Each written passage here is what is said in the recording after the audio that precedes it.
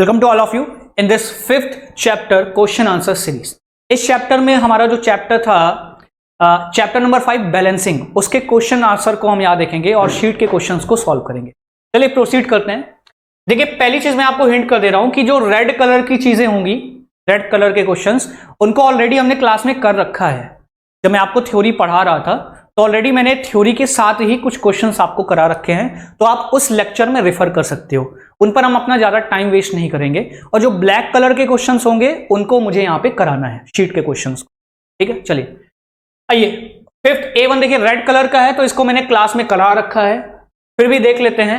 The balancing of rotating and reciprocating parts of an engine is necessary when it runs at. देखिए balancing कब करना जरूरी होता है, तो मैं जब बैलेंसिंग आपको पढ़ा रहा था तो हमने वहां पे देखा था कि वहां पर एक टर्म आता है, चाहे आप ट्रैक्टिव फोर्स की बात करो या स्वेइंग कपल की बात करो, तो ट्रैक्टिव फोर्स का जब हम फॉर्मूला पढ़ रहे थे तो ट्रैक्टिव फोर्स के फॉर्मूले में अगर आपको याद हो 1 - c mr omega square cos theta ये आ रहा था, अगर आपको याद हो। तो हमने बोला था कि एट अ हायर स्पीड जब ओमेगा बहुत ज्यादा होता है तो ओमेगा स्क्वायर से हमारा अनबैलेंसिंग फोर्स बढ़ता है। जो हमारा अनबैलेंसिंग फोर्स होता है वो हायर स्पीड पे और ज्यादा हो जाता है। तो बैलेंसिंग की जरूरत कब पड़ेगी, क्या कम स्पीड पे या ज्यादा स्पीड पे? कम स्पीड पे तो हमें अनबैलेंसिंग उतना ज्यादा अफेक्ट करेगा ही नहीं। अनबैलेंसिंग तब खतरनाक हो जाता है जब गाड़ी हमारी हाई स्पीड पे चलती है। तो बैलेंसिंग की जरूरत कब पड़ेगी? हाई स्पीड पे। ठीक है, तो क्या होगा जब वो किस पे चले? High speed. तो इसका ऑप्शन क्या हो जाएगा? Option number C. देखिए a disturbing mass, question number 2, a disturbing mass m1 attached to a rotating shaft may be balanced by a single mass m2 attached in the same plane. इस पर ध्यान दीजिएगा, same plane of rotation as that of m1 such that. कह रहा है, देखिए simple भाषा में समझा दूं आपको, कह रहा है कि हमारे पास एक शाफ्ट है, उस शाफ्ट में एक डिस्टर्बिंग मास है, मान लीजिए m1, जो सेंटर से r1 डिस्टेंस पे है, और उसी प्लेन में, शाफ्ट के उसी प्लेन में एक m2 मास है जो सेंटर से r2 डिस्टेंस पर है। ठीक है, टू अ रोटेटिंग शाफ्ट में B balanced by a single mass m2। कह रहा है इसको बैलेंस करने के लिए हमने क्या किया है, एक m2 मास यहां पे उसी प्लेन में अटैच कर रखा है। ठीक है, एक m2 मास हमने उसी प्लेन में अटैच कर रखा है एट अ डिस्टेंस r2। तो कह रहा है बैलेंसिंग करने के लिए इनमें से कौन सी कंडीशन फॉलो होगी। तो देखिए यहां पर आउटवर्ड डायरेक्शन में फोर्स क्या लगेगा, यहां पर आउटवर्ड डायरेक्शन में फोर्स लगेगा m1 r1 ओमेगा स्क्वायर, और यहां पर आउटवर्ड डायरेक्शन में फोर्स क्या लगेगा, m2 r2 into omega square. Balancing की कंडीशन में दोनों फोर्स क्या होने चाहिए? बैलेंस होने चाहिए, समेशन ऑफ नेट फोर्स। देखिए कंप्लीट बैलेंस की कंडीशन मैंने आपको बताई है, कंप्लीट बैलेंस की कंडीशन मैंने आपको बताई है, क्या होना चाहिए? कंप्लीट बैलेंस, या जिसको हम डायनेमिक बैलेंस बोलते हैं। तो डायनेमिक बैलेंस की कंडीशन में मैंने आपको बोला था क्या होना चाहिए, summation of net force is equal to 0 होना चाहिए और summation of net movement is equal to 0 होना चाहिए। तो ये एक ही प्लेन में है तो मूवमेंट तो बैलेंस अपने आप ही हो जाएगा, हमें सिर्फ फोर्स को बैलेंस करना है। तो देखिए क्या होगा, फोर्स बैलेंस करने के लिए हम बोलेंगे m1 r1 omega square is equal to m2 r2 into omega square. Omega क्या दोनों का सेम होगा? बिल्कुल सेम होगा, क्योंकि शाफ्ट जिस स्पीड से रोटेट कर रही होगी उस पर स्थित सारे के सारे पार्टिकल उसी स्पीड से रोटेट कर रहे होंगे। क्या ये बात क्लियर है? शाफ्ट जिस भी स्पीड से रोटेट करेगी उस पर स्थित सारे पार्टिकल उसी स्पीड से रोटेट करेंगे जिससे शाफ्ट कर रही है। तो ओमेगा स्क्वायर से ओमेगा स्क्वायर उड़ गया, क्या बचा यहां पर बचा m1 r1 is equal to m2 into r2। That is मेरा कौन सा ऑप्शन सही होगा? m1 r1 बराबर m2 r2, option number B. Clear? चलिए बढ़ते हैं आगे। ये क्वेश्चन मैंने आपको सॉल्व करा रखा है। A system of masses rotating in different parallel planes and is dynamic balance. Dynamic balance के लिए कंप्लीट बैलेंस होना चाहिए, और डायनेमिक बैलेंस के लिए मैंने आपको दो कंडीशन बताई थी, summation of net force is equal to 0, मतलब क्या होना चाहिए, summation of net force is equal to 0 होना चाहिए, और साथ में summation of net movement is equal to 0 होना चाहिए। ठीक है, तो क्या होना चाहिए, दोनों ही 0 होने चाहिए डायनेमिक बैलेंस के लिए। तो option number C is the correct answer. Option question number 4, for balancing a single disturbing mass, एक डिस्टर्बिंग मास है, the minimum number of balance masses required to introduce in a plane parallel to the plane of rotation of the disturbing mass will be. कह रहा है कि let's say मेरे पास यहां पर एक शाफ्ट है, यहां पर मैंने एक डिस्टर्बिंग प्लेन लिया जिस पर एक डिस्टर्बिंग मास लिया, इस तरीके से मैंने एक प्लेन लिया और इस प्लेन पर लेट्स से कोई मास है यहां पर, ठीक है, जो रोटेट कर रहा है इस तरीके से, डिस्टर्बिंग मास एक ले लिया मैंने, ठीक है। यहां पर एक डिस्टर्बिंग मास ले लिया m, लेट्स से कुछ r रेडियस पर है, एक प्लेन ले लिया। तो कह रहा है इस मास को बैलेंस करने के लिए अगर मैं कई डिफरेंट प्लेन लूं, इसी प्लेन में बात नहीं कर रहा है, कह रहा है इस सिंगल डिस्टर्बिंग मास को अगर मुझे बैलेंस करना हुआ तो मुझे कितने मास की जरूरत पड़ेगी, कितने प्लेन की जरूरत पड़ेगी, ठीक है। For balancing a single disturbing mass the minimum number of balance masses required, कह रहा है कितने मासेस की जरूरत पड़ेगी जो इस प्लेन के पैरेलल हो, इसी प्लेन में ना हो, वो मास जो हम बैलेंस कराने जा रहे हैं वो इस प्लेन में ना हो, इसी प्लेन के पैरेलल हो। तो ऐसे कितने मास की जरूरत पड़ेगी, तो आपको याद होना चाहिए जब मैं आपको थ्योरी पढ़ा रहा था तो मैंने आपको 4 कैटेगरी पढ़ाई थी। उस 4 कैटेगरी में एक सिंगल मास को बैलेंस करने के लिए हमें जब उसी प्लेन में बैलेंस करना हो, मतलब वो बैलेंसिंग मास जो हम इसी प्लेन में लगाने वाले हैं, तो हमें सिंगल मास की जरूरत पड़ती है। और जब हम उसी प्लेन में मास ना लगा के उसके पैरेलल प्लेन्स में मास को लगाते हैं तब हमें 2 पैरेलल प्लेन्स की जरूरत पड़ती है।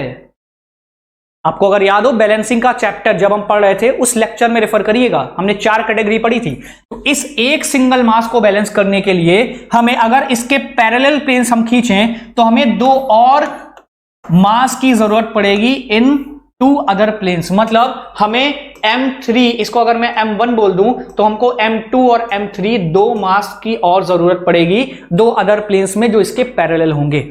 मतलब कहने का यह है कि यहां पर मेरे पास एक शाफ्ट हो गया, इसमें एक प्लेन मैंने यहां पे काटा तो 2, एक प्लेन आगे और एक प्लेन पीछे, 3 प्लेन, टोटल कितने हो गए 3। मतलब इस प्लेन को बैलेंस करने के लिए इस प्लेन में जो मास है उसको बैलेंस करने के लिए 2 और मास की जरूरत पड़ेगी इन अदर प्लेन्स। क्या ये बात क्लियर है?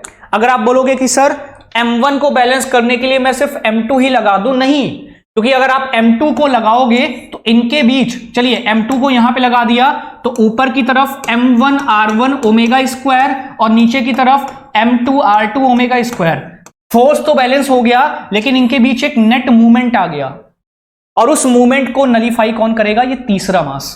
बात समझ पा रहे हैं?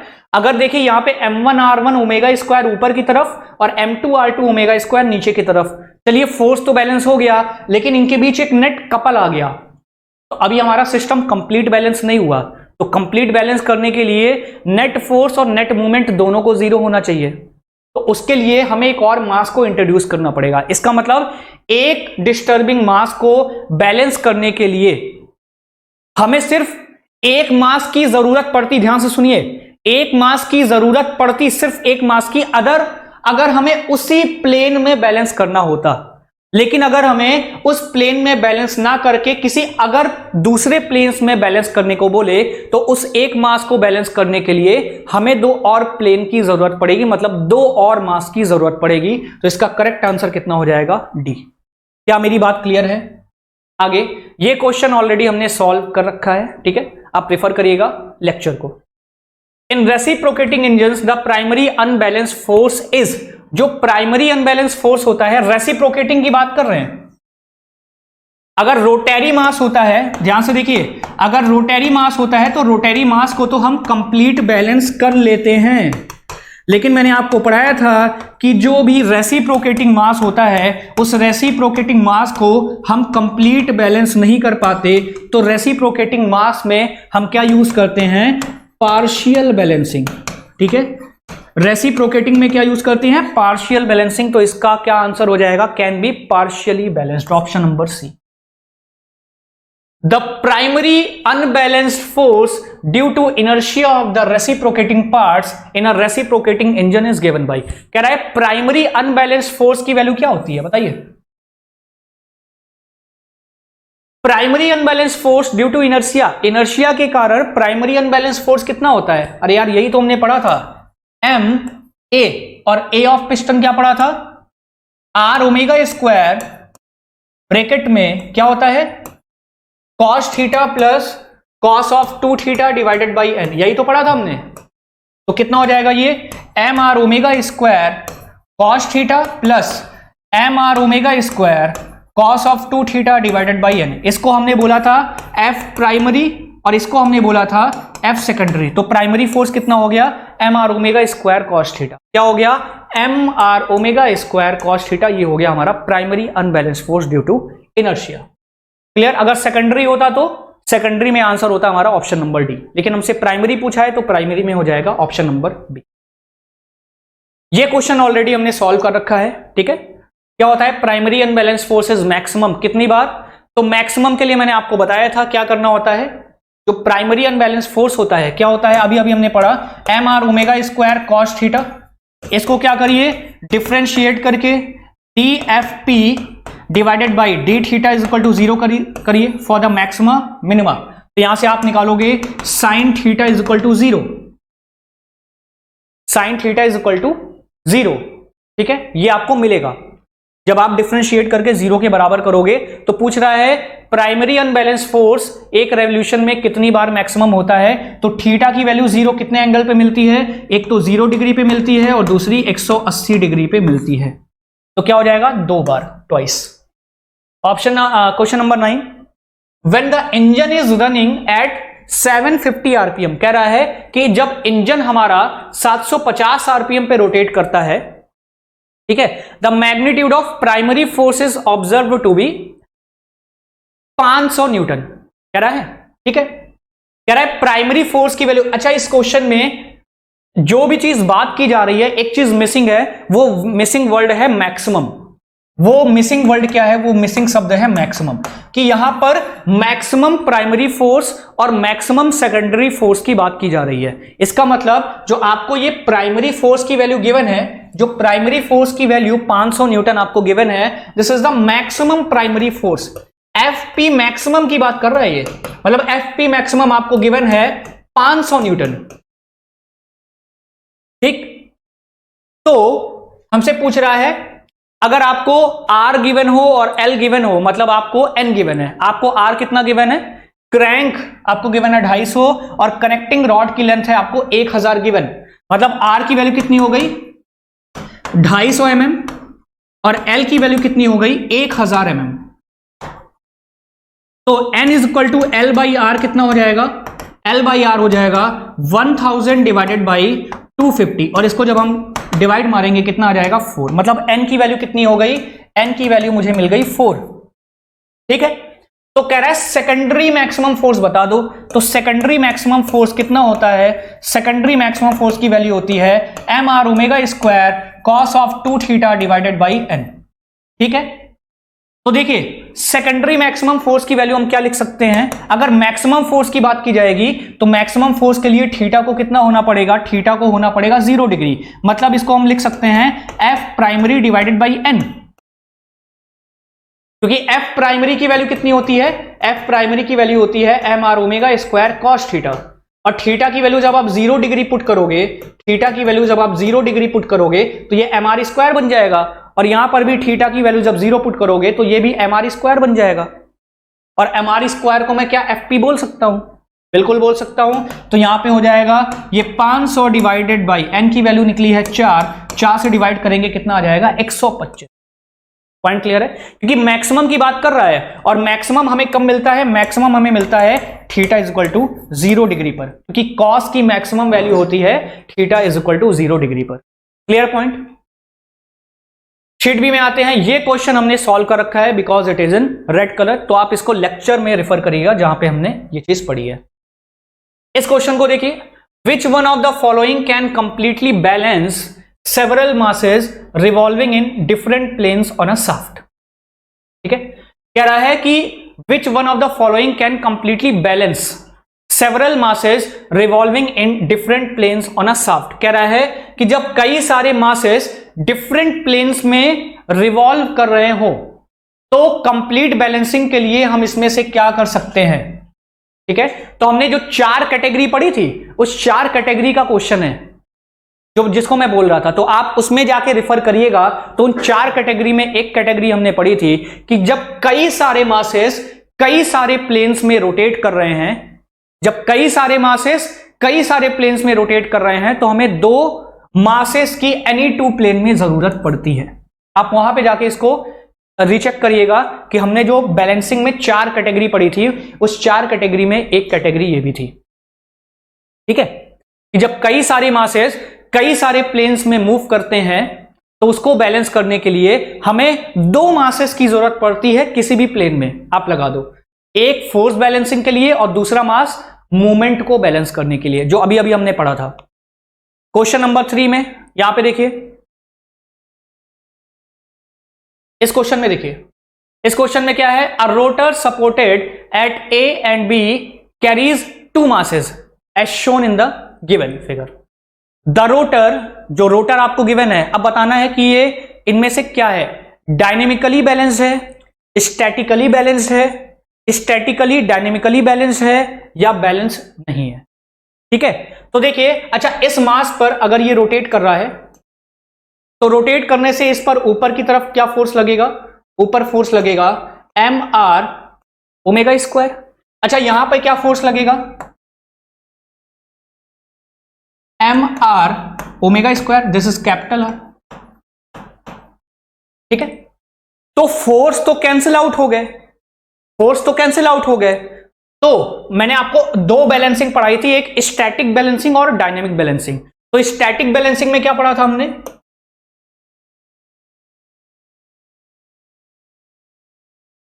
स्टैटिक बैलेंसिंग में हमने पढ़ा था when net force is equal to 0। ठीक है, और डायनेमिक बैलेंसिंग में हमने क्या पढ़ा था, डायनेमिक बैलेंसिंग में हमने पढ़ा था when net force is equal to 0, साथ में नेट मूवमेंट भी क्या होना चाहिए, 0 होना चाहिए, तब होता है डायनेमिक बैलेंस। तो क्या करिए, आप ए वाले प्लेन के अबाउट मूवमेंट निकालिए, ए वाले प्लेन के अबाउट मूवमेंट निकालिए। तो क्या ए वाले प्लेन के अबाउट आपको नेट मूवमेंट 0 मिलेगा। अच्छा पहले यहां पे हम रिएक्शन निकाल लेते हैं, देखिए आपको रिएक्शन से समझ में आएगा, पहले हम रिएक्शन निकाल लेते हैं। अगर इस पॉइंट पर नीचे की डायरेक्शन में फोर्स लग गया mr ओमेगा स्क्वायर, ऊपर लग गया mr ओमेगा स्क्वायर, तो यहां पे क्या आ जाएगा रिएक्शन, यहां पे आ जाएगा mr omega square reaction force, और यहां पर भी बीरिंग है तो यहां पर भी रिएक्शन फोर्स आ जाएगा mr ओमेगा स्क्वायर। क्लियर। अब आप क्या करिए, ए वाले प्लेन के अबाउट, क्योंकि नेट मूवमेंट निकालना है ना, तो ये sigma F is equal to 0 तो दे रहा है, यहां पे हमें पता चल गया कि दोनों फोर्स एक दूसरे से कैंसिल आउट हो जाएंगे, तो summation F is equal to 0 आ गया। तो अगर इसमें नेट मूवमेंट भी 0 आ जाए तो हम बोल देंगे ये डायनेमिक बैलेंसिंग में हो जाएगा, लेकिन पहले चेक करना पड़ेगा। तो हम अगर इस वाले प्लेन के अबाउट नेट मूवमेंट निकालें तो देखिए, तो ये एंटी क्लॉकवाइज देगा मूवमेंट, और यहां से यहां तक की डिस्टेंस, साथ में ये वाला एंटी क्लॉकवाइज देगा, ये वाला क्लॉकवाइज दे रहा है, ये वाला एंटी क्लॉकवाइज दे रहा है, लेकिन इस बार डिस्टेंस क्या है, इस बार डिस्टेंस क्या है, कुछ अलग है। उसके बाद ये वाला फोर्स भी इस वाले प्लेन के अबाउट कुछ ना कुछ क्या दे रहा है, मूवमेंट दे रहा है। इसका मतलब नेट मूवमेंट कुछ ना कुछ बच जा रहा है। क्लियर। जो नेट मूवमेंट है वो कुछ ना कुछ बच जा रहा है, नेट मूवमेंट 0 नहीं आएगा। आप डिस्टेंस मान लीजिएगा, कुछ भी आप डिस्टेंस मान लीजिए, आप यहां से यहां तक की डिस्टेंस को a मान लीजिए, मान लीजिए ये वाली डिस्टेंस b है और ये वाली डिस्टेंस b है। ये मैं आपको काम सौंपता हूं, ये मैंने आपको डिस्टेंस बता दी, आप इस प्लेन के अबाउट मूवमेंट निकालिएगा। नेट मूवमेंट 0 नहीं आएगा, ये आपका काम है। इस वाले प्लेन के अबाउट नेट मूवमेंट लीजिएगा। ये क्लॉकवाइज दे रहा है, ये एंटी क्लॉकवाइज दे रहा है, और ये mr ओमेगा स्क्वायर भी क्लॉकवाइज दे रहा है। इसके डिस्टेंस कितनी हो जाएगी, b plus a plus a। इसके डिस्टेंस कितनी हो जाएगी, a प्लस b। इसके डिस्टेंस कितनी हो जाएगी, b। तो नेट मूवमेंट 0 नहीं आएगा। नेट मूवमेंट 0 नहीं होगा तो क्या ये डायनेमिक बैलेंस में होगा, नहीं। सिर्फ क्या देगा ये, स्टैटिकली बैलेंस्ड, क्योंकि स्टैटिकली बैलेंस्ड में सिर्फ sigma F is equal to 0 होता है। बात समझ में आई? स्टैटिकली बैलेंस्ड में सिर्फ sigma F is equal to 0 होता है, नेट मूवमेंट नहीं। अगर यही नेट मूवमेंट भी 0 आ जाता तो ये क्या बन जाता, ये बन जाता हमारा डायनेमिकली बैलेंस्ड। चलिए आगे बढ़ते हैं। The primary unbalanced force is maximum when the angle of inclination of the crank with the line of stroke is, कह रहा है प्राइमरी अनबैलेंस्ड फोर्स मैक्सिमम होता है, कब होता है? तो प्राइमरी अनबैलेंस्ड फोर्स की वैल्यू हमने कितनी पढ़ी थी? प्राइमरी अनबैलेंस्ड फोर्स की वैल्यू कितनी पढ़ी थी हमने? अगर हम पार्शियली बैलेंस की बात करें तो हमने पढ़ा था 1 minus C M R omega square cos theta. खैर हमें इससे मतलब नहीं है, हमें थीटा वाले एंगल से मतलब है। तो फॉर मैक्सिमम वैल्यू क्या करना पड़ेगा हमें? इसका D F P divided by D theta 0 के बराबर पुट करना पड़ेगा फॉर मैक्सिमम मिनिमा वैल्यू। ठीक है, तो 1 minus C M R omega square क्या है? This is a constant value, सिर्फ कॉस थीटा का डिफरेंशिएशन हो जाएगा, बाकी सब कांस्टेंट है। तो कॉस थीटा का डिफरेंशिएशन कितना हो जाएगा? Sine theta is equal to 0 करना पड़ेगा। क्या ये बात समझ में आई? डायरेक्ट देखिएगा, देखिए 1 minus C M R omega square क्या है? ये तो कांस्टेंट है, कांस्टेंट का डिफरेंशिएशन होगा नहीं। कॉस थीटा का कितना हो जाएगा? माइनस ऑफ साइन थीटा, और माइनस को उधर भेज दीजिए तो क्या बचेगा? Sine theta is equal to 0। Sine theta 0 कितने डिग्री पे होता है? एक तो theta is equal to 0 degree पर और theta is equal to 180 degree पर। तो प्राइमरी अनबैलेंस्ड फोर्स मैक्सिमम किस पे होगा? एक तो 0 डिग्री पर और दूसरा 180 डिग्री। क्लियर है पॉइंट? अभी हमने एक क्वेश्चन सॉल्व किया था। नाउ अब कह रहा है secondary unbalanced force is maximum, कह रहा है सेकेंडरी अनबैलेंस्ड फोर्स मैक्सिमम कब होगा? जरा वो एंगल बता दो। तो सेकेंडरी अनबैलेंस्ड फोर्स का फॉर्मूला हमने पढ़ा है M R omega square cos of 2 theta divided by N. देखिए हमें M R omega square by N से कोई लेना देना नहीं है, because it is constant value. जो चीज वेरिएबल है हमें उससे मतलब है, और वेरिएबल कौन सी चीज है? थीटा। तो हमें यहां पे cos 2 थीटा से मतलब है। ठीक है, ये हो गया एफ सेकेंडरी फोर्स। तो क्या करिए, फॉर मैक्सिमा एंड मिनिमा हम क्या करते हैं? मैक्सिमा मिनिमा के लिए करना क्या होता है हमें? उसका डिफरेंशिएशन करके 0 के बराबर पुट कर दीजिए। तो हम लिखेंगे D F S divided by D theta is equal to 0। Constant है, इससे कोई लेना देने नहीं है, सिर्फ cos 2 थीटा को देखिए। तो cos 2 थीटा का डिफरेंशिएशन कितना हो जाएगा? Minus of 2 sine 2 theta is equal to 0। तो यहां पे sine 2 theta is equal to 0। तो साइन 2 थीटा की वैल्यू 0 कब होगी? जब 2 थीटा की वैल्यू क्या हो जाए? जब 2 थीटा की वैल्यू 0 डिग्री हो जाए और 2 थीटा की वैल्यू क्या हो जाए? 180 डिग्री हो जाए। यही तो बोलेंगे, जब इस 2 थीटा की वैल्यू या तो 0 डिग्री हो जाए और जब इस 2 थीटा की वैल्यू या तो 180 डिग्री हो जाए, तभी साइन क्या होता है? 0 आता है। तो एक तो आ गया, यहां से क्या आ जाएगा? यहां से थीटा आ जाएगा 0 डिग्री, और यहां से थीटा कितना हो जाएगा? यहां से थीटा हो जाएगा 90 डिग्री। तो कह रहा है सेकेंडरी फोर्स मैक्सिमम कितने एंगल पे होगा? एक तो 0 डिग्री पे होगा और दूसरा 90 डिग्री पे। तो इसका आंसर क्या आ जाएगा? 0 और 90 डिग्री। क्लियर है पॉइंट? चलिए आगे देखते हैं। The unbalanced force due to reciprocating masses, कह रहा है जो अनबैलेंस्ड फोर्स होता है रेसिप्रोकेटिंग मासेस, क्या होता है इसमें से? तो देखिए वैल्यू लिख लीजिए, क्या होता है? एफ ऑफ प्राइमरी फोर्स की वैल्यू जरा देखिए, एम आर ओमेगा स्क्वायर, जब मैं फुल बैलेंसिंग की बात कर रहा हूं, कॉस थीटा ये होता है M R omega square cos theta. तो आपको मैंने बताया था कि जो मैं 2 सिलेंडर लगाता हूं, यहां पर एक सिलेंडर, यहां पर एक सिलेंडर, यहां पर, और यहां पर लाइन ऑफ स्ट्रोक होती है इस तरीके से। तो इनका जो डायरेक्शन होता है, डायरेक्शन कांस्टेंट होता है। क्या होता है? डायरेक्शन कांस्टेंट होता है। क्या बदलता है इनका? देखिए लगातार क्या बदल रहा है? लगातार थीटा बदल रहा है। Why? Because theta is changing continuously. Theta लगातार कैसे चेंज हो रहा है? देखिए थीटा लगातार किस तरीके से बदल रहा है, देखिए जरा।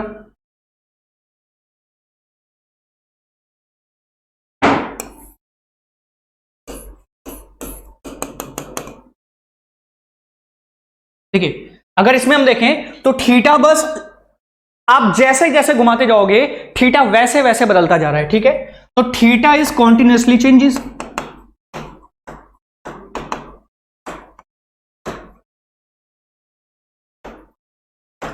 थीटा इज कॉन्टिन्यूसली चेंजिंग, और अगर थीटा लगातार बदल रहा है तो क्या लगातार बदलेगा, देखिए एफ फोर्स, प्राइमरी फोर्स या सेकेंडरी फोर्स आप कोई भी ले लो, that will equal to M R omega square cos of theta. If theta is changing continuously तो हमारा जो फोर्स है उसका मैग्नीट्यूड भी तो बदल रहा है। अगर थीटा लगातार बदल रहा है तो एफ पी जो मैग्नीट्यूड होगा, इसको हम कैसे लिखेंगे, अगर थीटा लगातार बदल रहा है, अगर थीटा लगातार बदल रहा है तो magnitude of force will change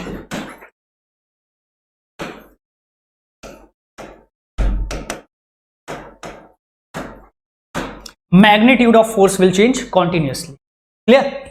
तो यहां पे हम क्या बोलेंगे, वेरीज इन मैग्नीट्यूड, क्योंकि मैग्नीट्यूड बदल रहा है। मैग्नीट्यूड क्यों बदल रहा है, क्योंकि थीटा लगातार बदल रहा है। क्लियर? और बट कांस्टेंट इन डायरेक्शन, लेकिन कांस्टेंट में डायरेक्शन है, तो करेक्ट ऑप्शन क्या हो जाएगा, ऑप्शन नंबर ए। क्लियर? चलते हैं नेक्स्ट क्वेश्चन पे, question number 7।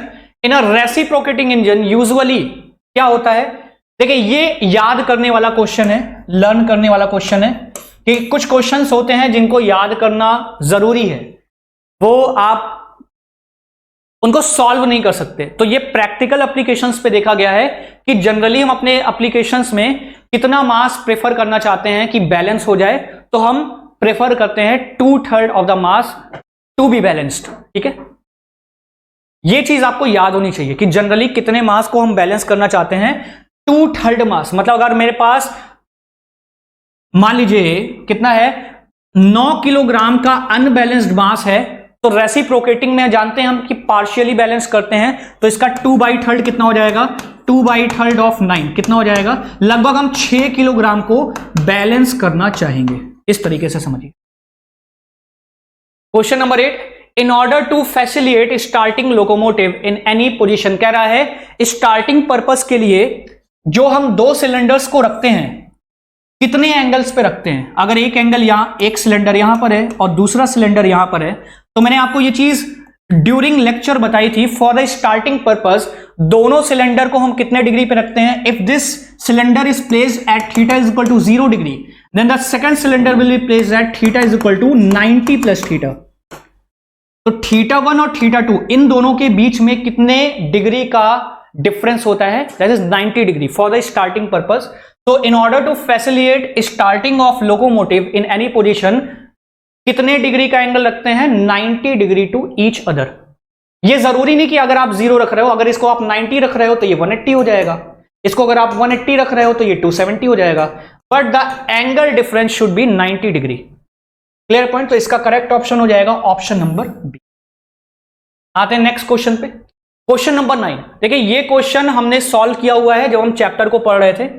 The partial balancing of reciprocating mass in locomotive produces, कह रहा है पार्शियल बैलेंसिंग जो होती है वो रेसिप्रोकेटिंग पार्ट्स में क्या प्रोड्यूस करती है, क्या प्रोड्यूस करती है। तो हमने 3 चीजें पढ़ी थी, अगर आपको याद हो। सबसे पहली चीज हमने पढ़ी थी क्या, ट्रैक्टिव फोर्सेस, क्वेश्चन नंबर 2।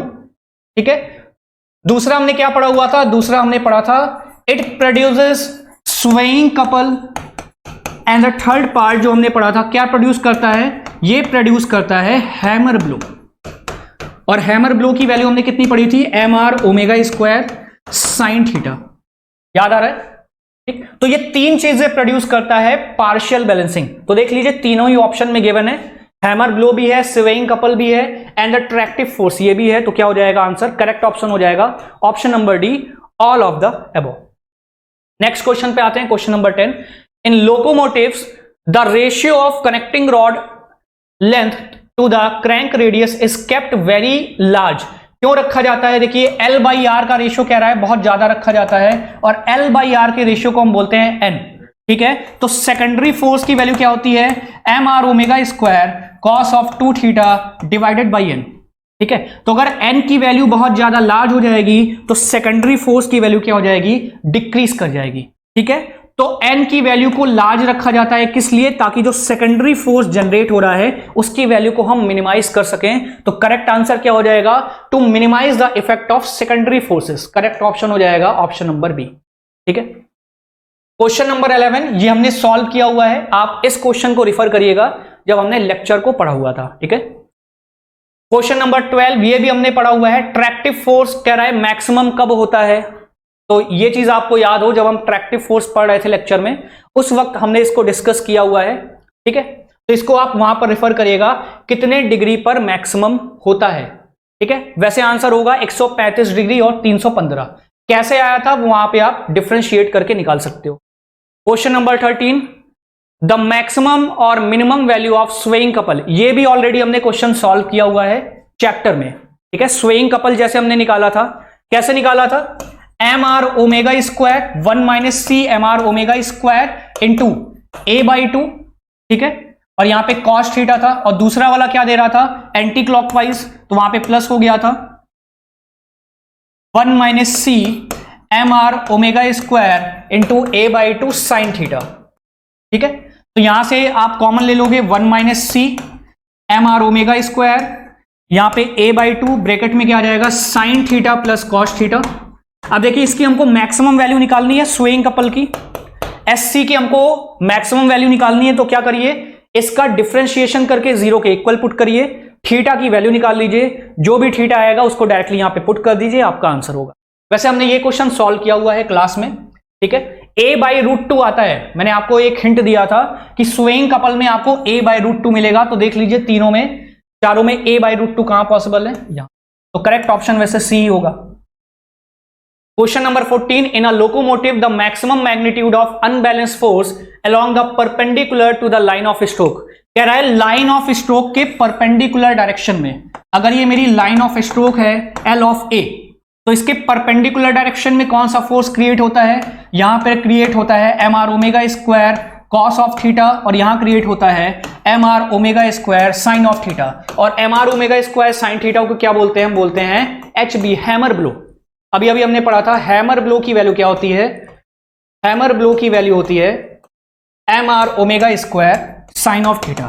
तो लाइन ऑफ स्ट्रोक के परपेंडिकुलर डायरेक्शन में जो फोर्स क्रिएट होता है उसको हम क्या बोलते हैं, हैमर ब्लो। तो आंसर क्या हो जाएगा, हैमर ब्लो।